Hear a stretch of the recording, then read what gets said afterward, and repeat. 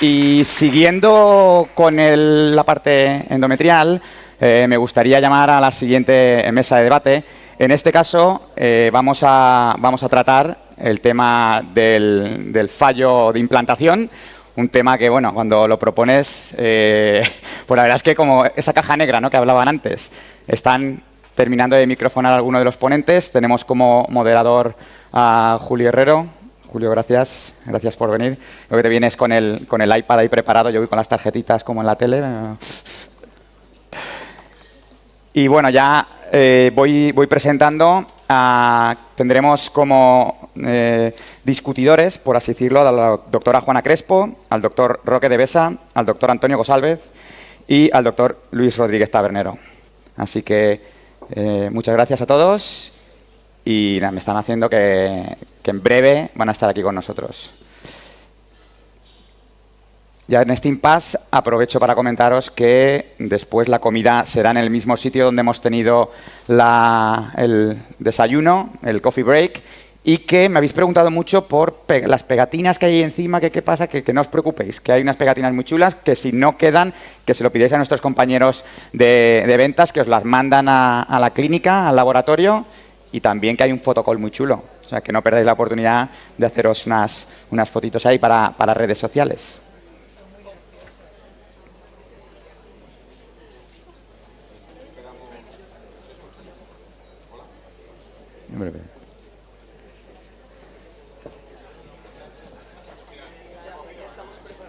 ¿Listos?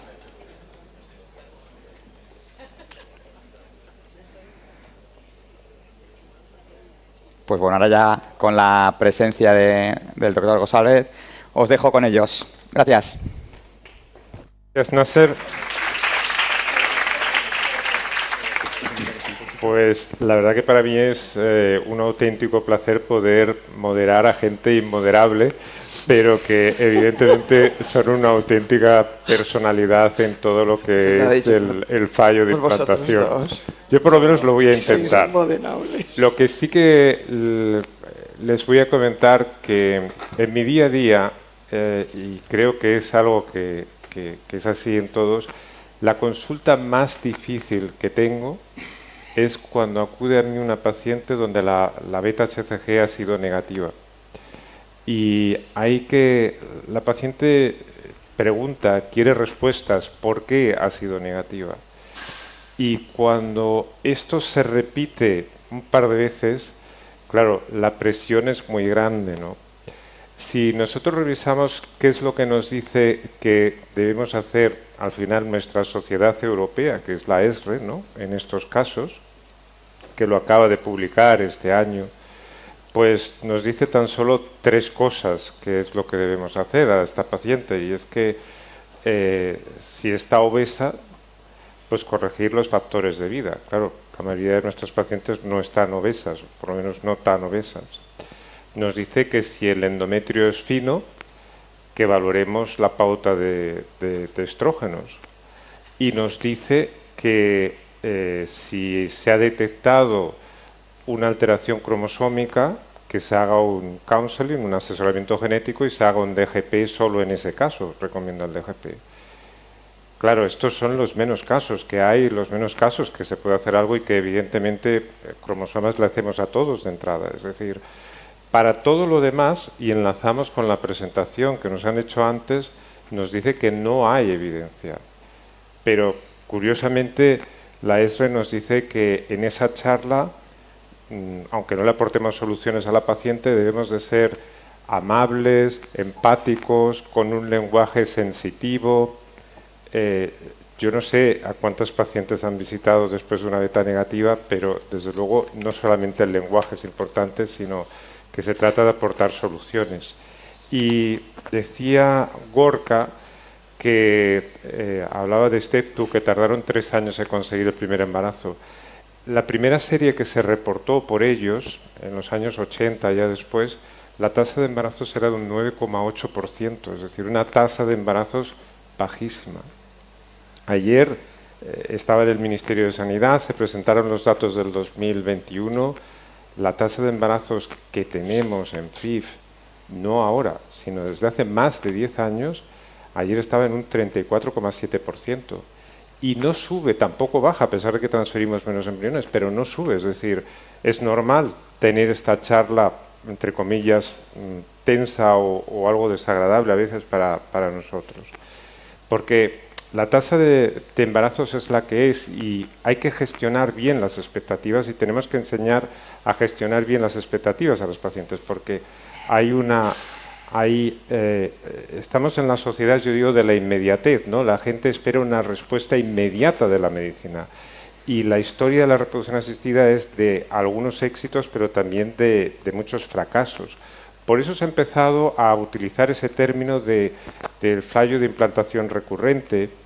Uno de los primeros que lo usaba era Kugler en el año 2013 y lo diferenciaba de fracaso de FIV porque fracaso de FIV lo utilizaba para pacientes de mal pronóstico. Sin embargo, para pacientes de buen pronóstico empezaba a decir cuando se transferían 4 embriones. Y un poco la problemática ha sido esta porque, claro, ¿cómo podemos hablar, investigar, saber cuáles son las causas de algo que hemos ido cambiando la definición a lo largo de los años, ¿no?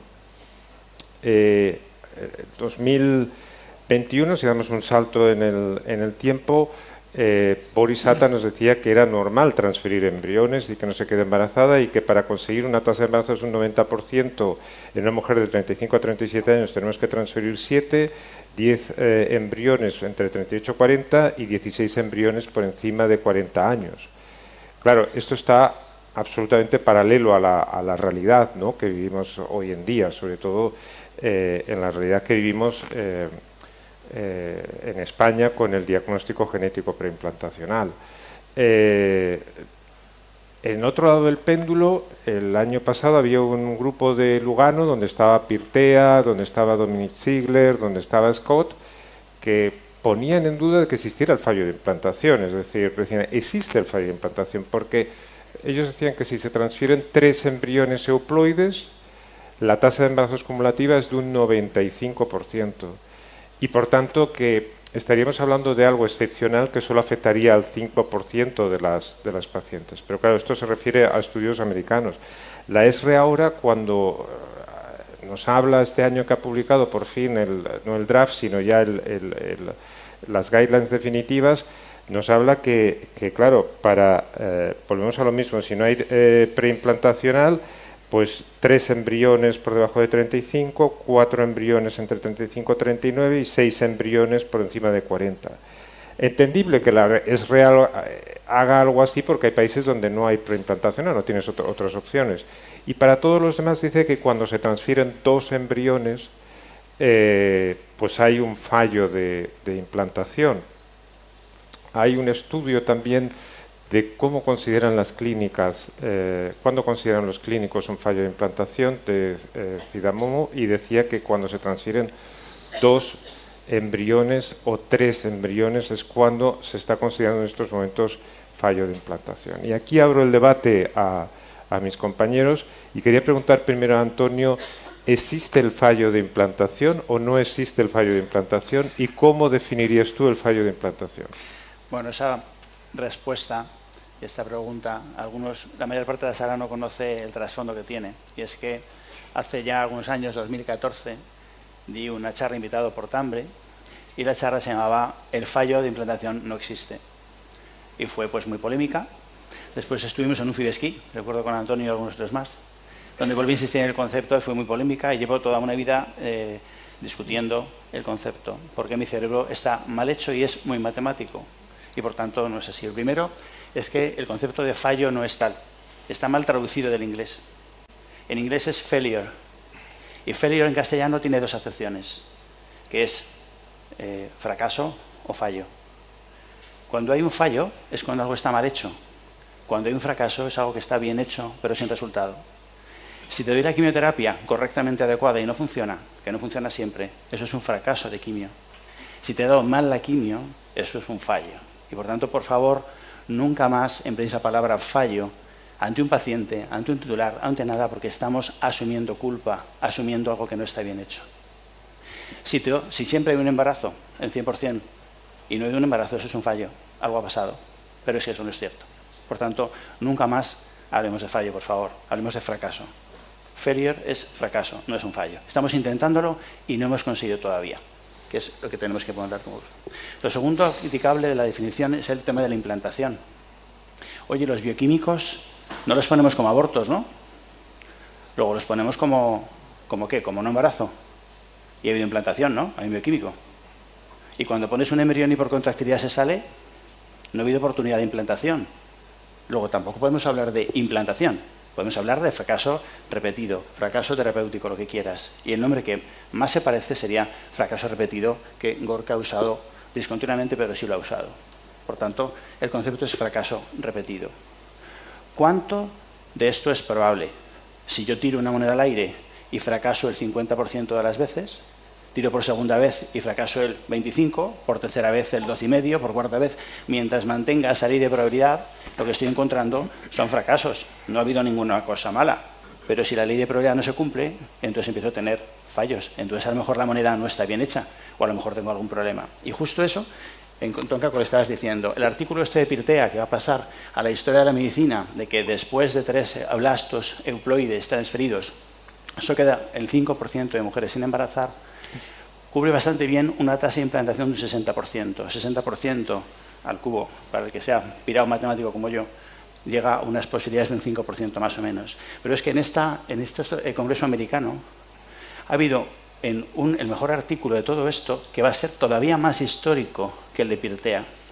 Y la sociedad americana solamente lo ha referenciado por ahora como póster, pero os aseguro que dentro de unos meses estará en los titulares de todo aquello. Quien firma el artículo este es Cidamomo, Fatemi, Ubaldi y Juancho García Velasco. Han recuperado 124.000 ciclos de 26 centros por Europa. 124.000 ciclos de transferencias de blastos euploides. Eso no lo ha hecho nadie en la historia de la medicina juntos, nunca. Y han visto que se confirman las cifras de Ubaldi, de Pirtea, llegando a la tercera transferencia de euploides, llegando a un 5%. ¿Pero qué pasa con ese 5%? ¿Puedes decir que ese 5% es realmente un fallo y hay un problema y hay gente detrás? ¿O seguiría la misma ley de probabilidad si ponemos una cuarta y una quinta transferencia de euploides? Y es justo lo que publican.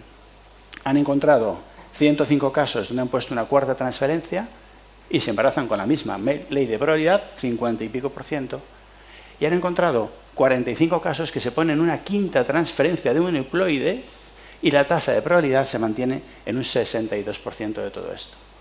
Y por tanto la conclusión del artículo dice: el fracaso de implantación es un suceso increíblemente raro después de 5 transferencias euploides y no encontramos ninguna reducción. Por tanto, estamos ante un concepto matemático. Tenemos un fracaso constitucional en nuestra clínica y ese fracaso es el que tenemos que saber explicar.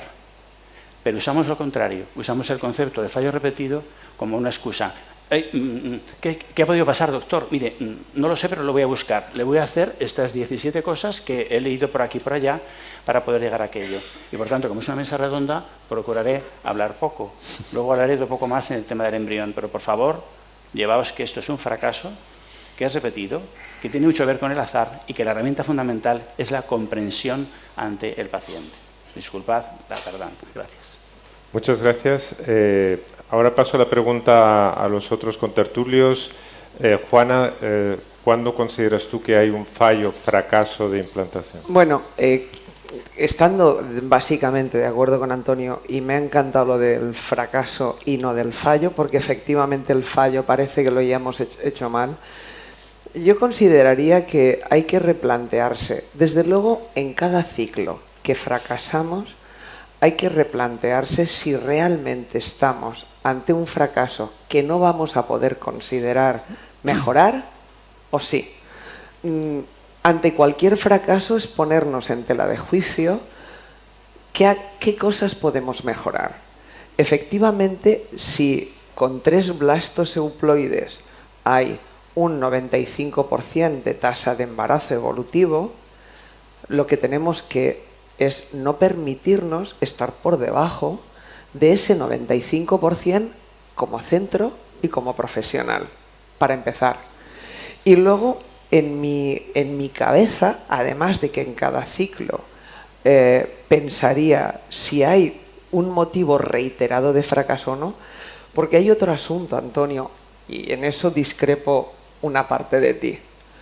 Hay motivos de fallo de implantación reiterados que hacen que yo vea a una paciente que ha fallado 45 embriones o 25 blastos de ovodón.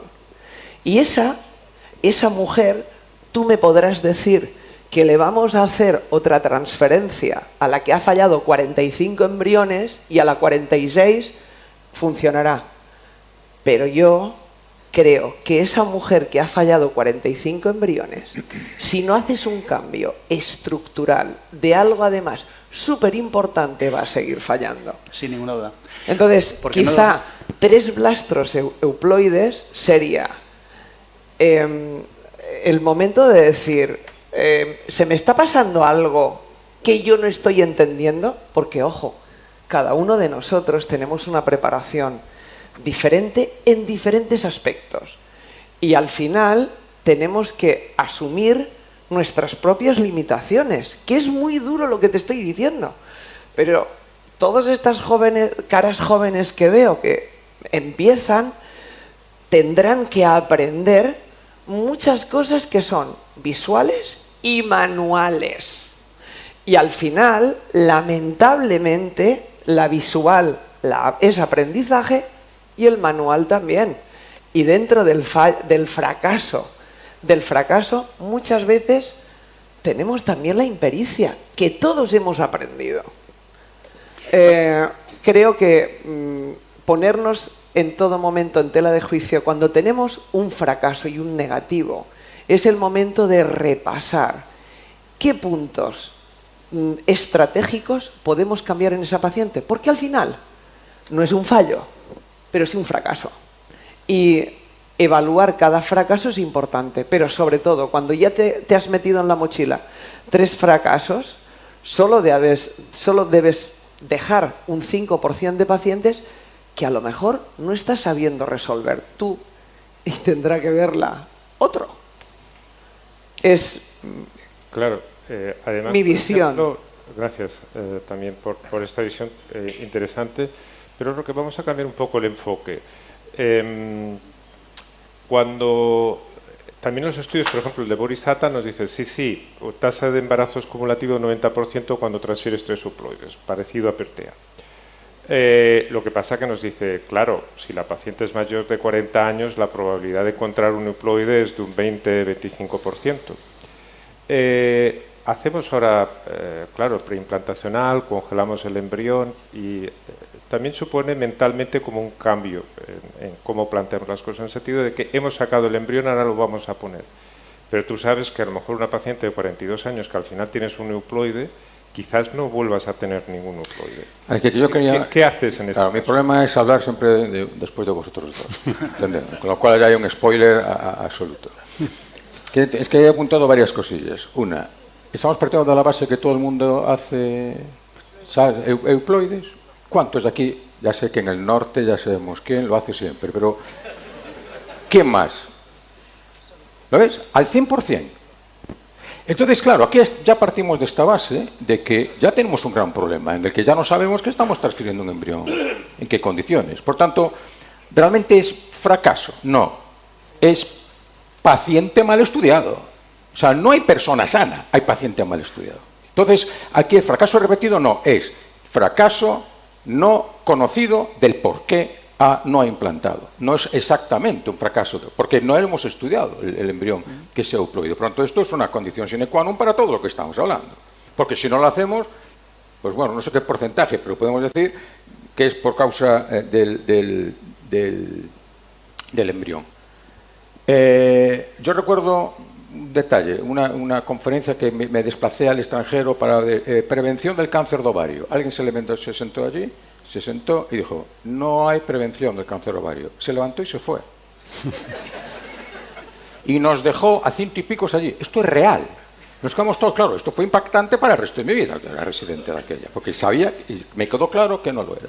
Pues aquí, claro, aquí el mal estudiado es lo que nos está ocurriendo, que estamos transfiriendo algo que no sabemos, sino que sí está bien. Por tanto, ¿qué nos queda? Estudiar bien al paciente. Porque ahora voy a esta pregunta que tú me hacías. ¿En qué momento empezamos a estudiar además? ¿Cuándo? 41 años. ¿Nos ha costado estimularlo? Carajo. Tenemos un blasto, uno solo. ¿Voy a esperar a transferirla sin hacerle ningún otro estudio para fracasar y decirle, ya tiene usted fracaso? ¿O ya el estudio antes? Un tema muy personal. Algunos de vosotros me conocéis. Mi madre necesitó tener un mielomeningocele para darle ácido fólico. ¡Ay, qué mala suerte ha tenido! Dele usted ácido fólico al siguiente hijo. Esto no puede ser. Deme usted las máximas probabilidades de éxito desde el primero. No me cuente la vida, explíquemelo. Es verdad que yo, si voy con dolor de cabeza, no te pido una resonancia magnética. Pero seguramente podemos hacer muchas cosas. ¿Por qué decía lo del cáncer de ovario? Por todo lo que hablabas de las 40 y pico add-on que de un plumazo estamos haciendo. Pero no hacemos ninguno. Nadie de aquí hace ninguno de los que nos están diciendo no recomendado. ¿Qué no hacéis? Sí. ¿Quién no le pide un cariotipo? Ya sé que muchos de entrada no, muchos de nosotros sí. ¿No le hacemos ecografía tridimensional? Si la tienes. ¿No le hacemos histeroscopia? Si ves una endometritis no la tratas. No, porque me han dicho que no. Al final es ese 5% seguramente. Es que hay que estudiar realmente. Pero Roque, yo creo que... ¿Tú crees que no? No. Yo creo Ya que verás, estudiar, si creo que hay pones... que estudiar, desde el primero. No, si no pones en un primer ciclo que falla, exactamente. le pones embriones de lo que sea y fallas, ese 5% después de haber hecho todo esto. el siguiente pues moverás el culo y harás otras cosas. Que al final es de lo que te estoy hablando. O sea, probablemente cuando tú empiezas con un primer ciclo, el planteamiento es fácil. Pero cuando fracasas, lo que tienes que decir, bueno, vamos a ver, he fracasado porque no le he hecho PGD, porque tiene una endometritis. Tú me estás planteando, que me parece súper, decir, no, vamos a hacer todo, lo primero es tener embriones, euploides, para decir, porque a lo mejor la de 41 años, y aquí vengo a coger un problema que tuve con la comisión por acumular embriones, por generar embriones, a lo mejor la mujer de 41 años, o de 42, o de 43, que le consigues en un primer ciclo un embrión normal, lo que debes es intentar maximizar las posibilidades y hacerle otro ciclo.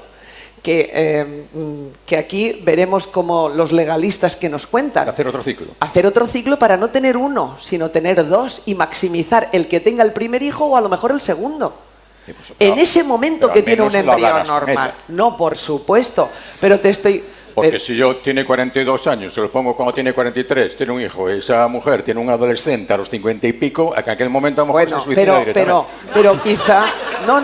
Pero quizá, Roque, cuando tú me dices, tengo un embrión solo, pues a lo mejor si tenemos una tasa de embarazo del 95% con 3, pues tendrás que acercarte un poco más a esa tasa de embarazo. Seguimos. Bueno, voy a cortar un momento aquí la discusión. Ya tienes uno bueno, ponlo ya. Ya tienes uno bueno, ponlo ya. Y si fracasa, ve por el segundo. Porque voy a hacer un segundo y ya tiene el primero bueno. Si no quería más, además. Si quiere más... Pues entonces háblalo con ella. Entonces, sí. No, pues claro que le voy a hablar con ella. ¿Cómo la voy a estimular sin hablar con ella? O sea, no le voy a hacer un segundo ciclo. Pero si tengo uno, yo lo transfiero antes de ir. Es un debate muy interesante, pero vamos a seguir. Ya amenacé que era difícil moderar esta sesión. Sí. Luis. Pero porque Roque es como es. No. Por el moderador. Vamos a seguir un poco porque yo he imaginado 4 bloques para la sesión de hoy. Creo que de definición hemos hablado, vamos a pasar. Y habría otros 3 bloques que creo que son interesantes, que es el embrión, que es el útero y que son todos los factores, digamos, extraescolares, ¿no?, que hay en todo el fallo de implantación. Entonces, en cuanto al embrión, creo que está claro, todos pedimos cariotipo a la pareja antes de hacer un tratamiento de fecundación in vitro. Y el DGP hemos hablado, es muy importante. ¿Cuándo, Luis, haces DGP? ¿Cuándo indicamos DGP? Porque claro, ahora parece que si el fallo de implantación son 3 embriones sanos, entonces no deberíamos de hacer FIF sin hacer DGP, ¿no? Gorka siempre está por ahí, pues es partidario de hacer cuanto más DGP mejor. ¿Cómo lo veis esto? Bueno, yo creo que aquí en fallo implantación, yo creo que hay una cosa importante, es ponerte en lo que luego cuando tengas a la señora delante vas a decirle, ¿no? Y yo creo que hoy hablaban que en el consejo genético es muy importante el consejo genético pretest. Pues yo creo que en los tratamientos de reproducción cada vez lo veo más importante. Es decir, cuando nosotros tenemos a una pareja y le vamos a hacer un tratamiento, vamos a hacer el que sea un PGTA o el otro, le vamos a decir, esta es la técnica que más probabilidades de embarazo te va a dar, pero la probabilidad de embarazo que te va a dar es esta, un 60% de nacido vivo. Es decir, eso va a anticipar a que luego cuando vengan los fracasos la señora tenga más claro el resultado de lo que le has hecho y sea seguramente más fácil el poder seguir con los tratamientos. Y yendo un poco a lo que tú me preguntabas, yo normalmente, nosotros por encima de los 38 años lo recomendamos sistemáticamente, pero es verdad que cada vez más en mujeres de más de 35 años es que ya lo piden ellas. Cuando tú le informas un poco y le explicas las distintas opciones de tratamiento, ya hay muchas parejas que te lo solicitan y te lo piden. Y por supuesto, si es una pareja que viene con un fracaso previo de otro centro en el que no se han analizado los embriones o hay abortos de repetición o pérdida gestacional recurrente, nosotros lo hacemos sistemáticamente. Yo creo que la clave es esa y la definición, pues, es muy fácil decir luego. Por ejemplo, Antonio, también Sí. querías... ¿a partir de cuándo recomiendas a tus pacientes hacer DGP o qué momentos o qué tipo de pacientes? Es que creo que va en esa pregunta en un entorno un poco mayor. Yo creo que lo más importante del fracaso, que obviamente existe, el fracaso en nuestra profesión, que es intrínseco a la profesión, es el concepto de prevención del fracaso. El fracaso repetido debe prevenirse. Y prevenirse es en la parte médica de intentar que no pase con los estudios, con el peso, el tabaco, con todo lo que sabemos hacer todos nosotros de la prevención y la prevención emocional. Cuando una paciente va happy a una transferencia diciendo, uy, qué bien, me voy a quedar, el batacazo es muy superior. Hasta el punto que la información, del punto de vista emocional, debe gastarse el mismo tiempo en lo positivo como en lo negativo. En caso de que te quedes, mira qué bien, pero si no te quedas va a pasar esto. Si te haces el test de embarazo y te da positivo, tienes que hacer así. Y si te da negativo, tienes que hacer esto. Toda esa anticipación emocional ayudará a que haya menos violencia en los problemas de fracaso repetido. Y contestando de manera estricta a tu pregunta, nosotros no aconsejamos a nadie lo que tiene que hacer. Intentamos informar de las ventajas e inconvenientes de cada técnica. Yo posiblemente, una mujer con 43 años que está previsto que tenga y que se vaya a poner, y finalmente tenga solamente un blastocisto regulín, pues a lo mejor no diría, mire, yo no me hacía un DGP en ese blasto, lo congelaba, lo subía y lo bajaba y lo ponía. Yo a lo mejor este embrión cancelaba y me lo ponía. Pero es una opinión personal. Vale. Contestando a la pregunta que os he hecho, justo, hay un artículo reciente, habéis hablado mucho en la mañana de Black Box, pues está recién publicado del Human, una revisión de septiembre, que se llama Abriendo la caja negra, Opening the Black Box. ¿Por qué los embriones, los blastos no implantan? ¿Cuáles son las cosas por las que no implantan? Y curiosamente, cuando después de 300 y pico estudios dicen por qué no implanta un blasto euploide, dice que influye la alteración de la masa celular interna, la alteración del trofectodermo, la calidad del blasto, retraso y alteraciones de la morfocinética. Todas las primeras son embrionarias también, aunque sea un euploide. Y luego dice dos, que son de otra cosa, que son la edad materna, que no se nos olvide, es que la edad, hay algo por ahí que no sabemos qué es que perjudica, y el sobrepeso. Con lo cual, cuando dices, bueno, ya tengo un blasto euploide, no, porque no he embarazado el euploide, y te dicen otras 5 cosas de embrión. Y por eso muchos pensamos que el protagonista cuasi absoluto de esto es el embrión, y que lo demás, pues bueno, influye como lo que yo te diga, mientras hay embarazos ectópicos que no hay ni endometrio, pues el endometrio funciona por aquella manera. Gracias, Antonio. Ahora, por favor, Juana y Roque, me decís, ¿cuándo consideráis vosotros el hacer en vuestra clínica un DGP? Y segundo, si tenéis una paciente joven, 34 años, que no le habéis recomendado hacer un DGP y resulta que le habéis transferido 2 embriones y tiene 4 congelados, aquí estamos para saber qué es lo que hacéis en vuestras clínicas, más interesante también a veces que los papers. ¿Qué le recomendaríais hacer? ¿Descongelar, hacer DGP y recongelar o seguir transfiriendo? ¿Contestas tú o contesto yo? Empiezo yo. Bueno, mira, efectivamente lo ideal es tener blastos que evolucionen morfocinéticamente perfectos, pero la mayoría de pacientes de nuestra clínica son endometriósicas, pero un porcentaje elevadísimo. Y todos sabemos, aunque no sé, los metaanálisis depende del color y lo que incluyan, pero la paciente con endometriosis tiene embriones muchas veces de baja calidad. Lógicamente el proceso oxidativo vascular del ovocito cuando tiene una enfermedad inflamatoria es un ovocito que tiene todo el citoplasma, ribosomas, toda la maquinaria, que luego va a ser el embrión alterada. Y ahí yo creo que tenemos que ser juiciosos a la hora de planear en mujeres jóvenes con una calidad ovular deficiente un PGD. Al final el análisis cromosómico es estupendo, pero es una agresión al embrión. Y la agresión al embrión tenemos que entender que es necesaria para ese embrión. En pacientes con baja calidad embrionaria, yo creo que el PGTA le añade muy poco valor, porque esa alteración morfocinética la va a tener más acusada si además le haces una biopsia. Entonces, para mí me es difícil contestarte en general porque acostumbro a hacer cada caso en particular. Entonces, mala calidad embrionaria. Biopsiar a un embrión que llega a un blasto C creo que es una locura para ese embrión. Y, por ejemplo, en este tipo de casos, si usáramos Embrace o usáramos, por ejemplo, inteligencia artificial, porque al final lo que queremos es seleccionar el embrión. En este tienes poco que seleccionar. seleccionar. En las endometriósicas valientes tienes poco que seleccionar. Vas a generar uno o dos... Te estoy hablando de endometriosis que tienen un trocito de parénquima allá arriba, otro allá abajo, y que vas a tener 3 o 4 ovocitos que son bajas reservas y que tienen muy mal pronóstico reproductivo por la enfermedad. Ahí lo que tengas lo cuidas lo máximo posible y lo pones en las mejores condiciones. Entonces hay que distinguir la baja calidad ovular, que al final es el motivo por el que el euploide, que nosotros creemos que tiene una buena calidad, no preña. Y estoy de acuerdo en que efectivamente el embrión de baja calidad embaraza menos. Entonces, en nuestra clínica, ¿cómo trabajamos? Los embriones, dependiendo de la edad de la paciente, hay líneas rojas en las que sí o sí necesitas saber si ese embrión es euploide. Pero los embriones de baja calidad, mi consejo es no biopsiarlos. Es darles la oportunidad sin sesgarle esa posibilidad. Roque.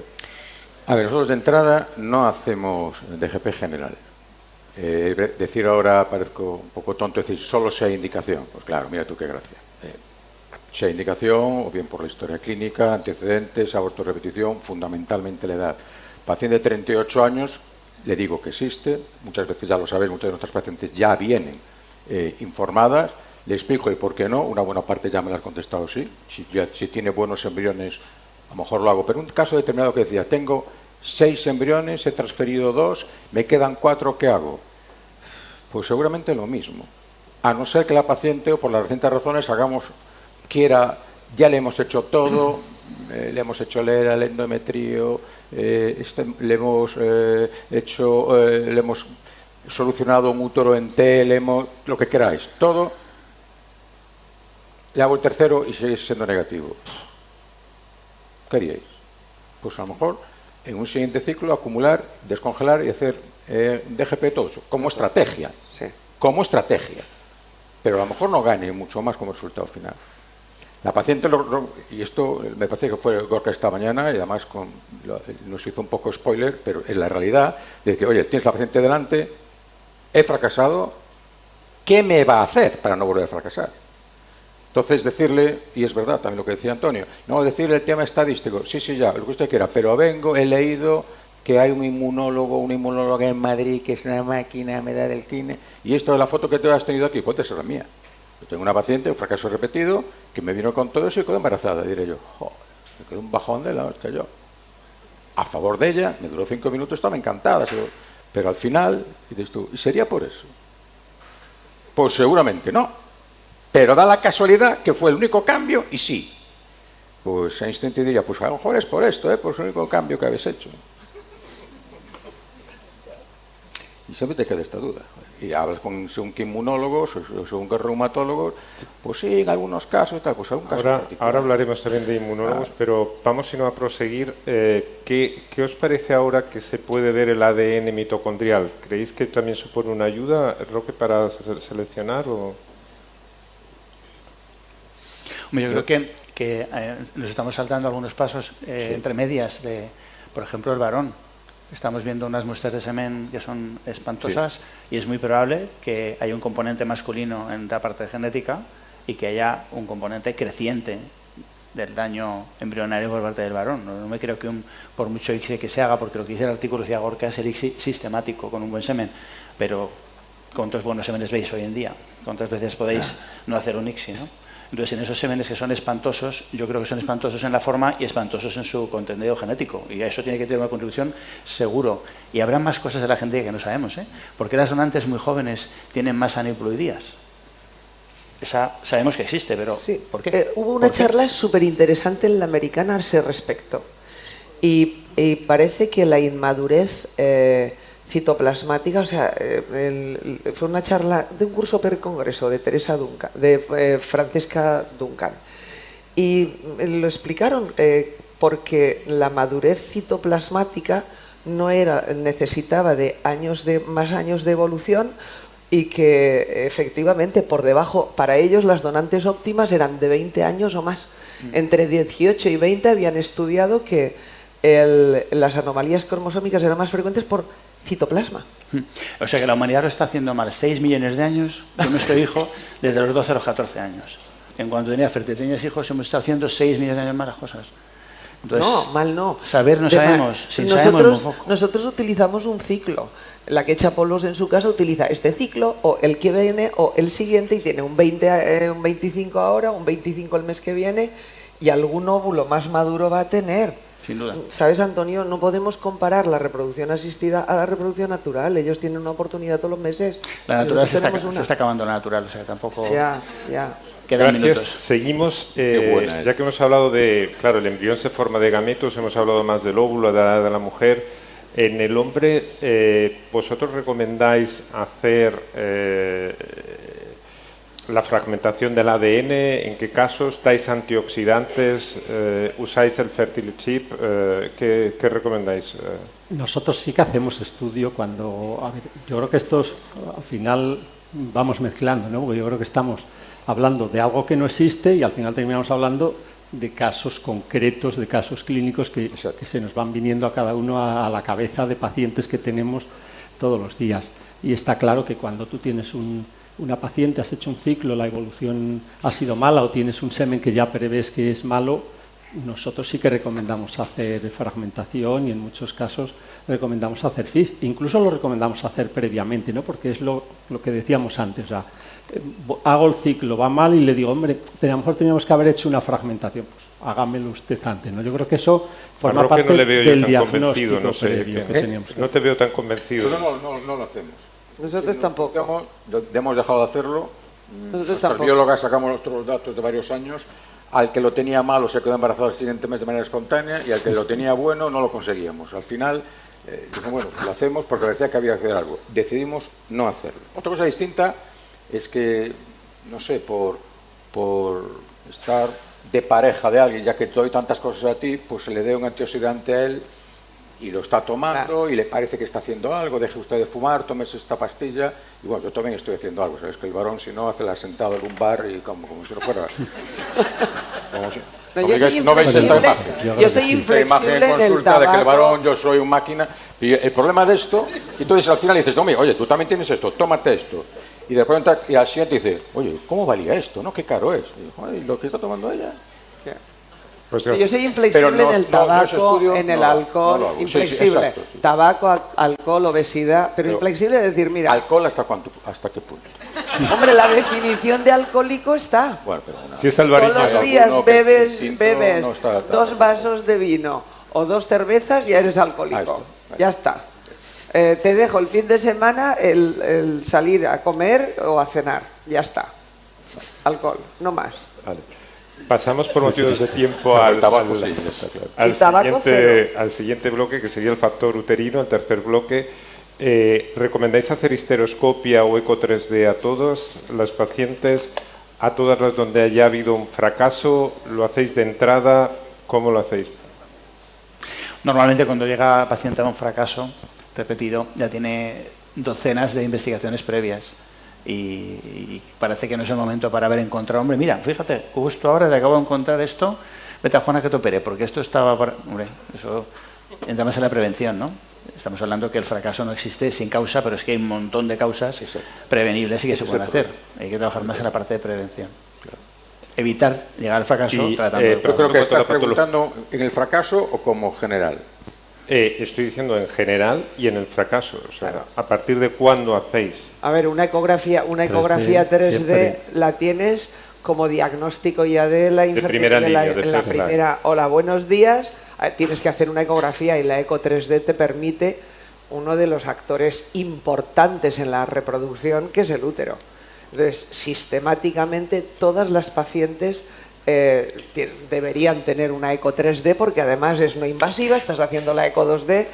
Yo no le veo ningún motivo para no hacerlo. Hay un detalle, esto me acuerdo, o recuerdo cuando empezamos con la ecografía, que empezamos a decir, ¿para qué quieres la ecografía vaginal?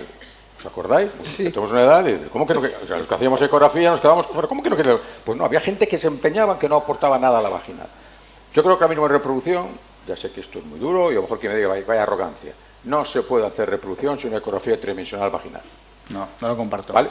No lo comparto, compartir. No lo comparto porque tampoco los radiólogos... ¿Qué tú dices? No lo han estudiado. Pacientes que vienen con fracaso y hago una ecografía y tienen un útero tabicado completo, no diagnosticado.